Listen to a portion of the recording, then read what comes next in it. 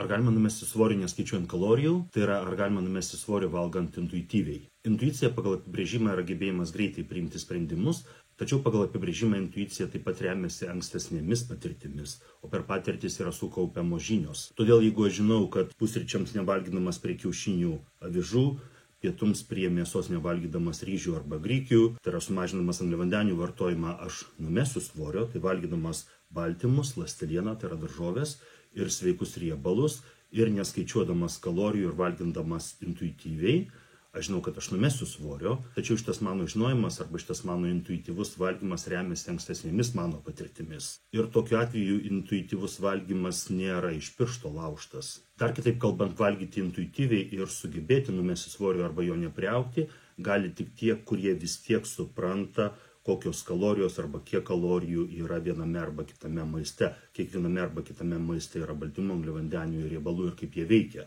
Jeigu jums patinka arba jūs jaučiate, kad jums yra naudingas mano kuriamas turinys, tai dar daugiau atviresnės, asmeniškesnės informacijos yra mano Contribui platformoje. Ten kiekvienas žiūrovas turi galimybę užduoti man asmeninį klausimą ir gauti mano asmeninį atsakymą arba raštu, arba video formatu. Ir tokiu būdu aš pasidalinu savo žiniomis ir savo patirtimi.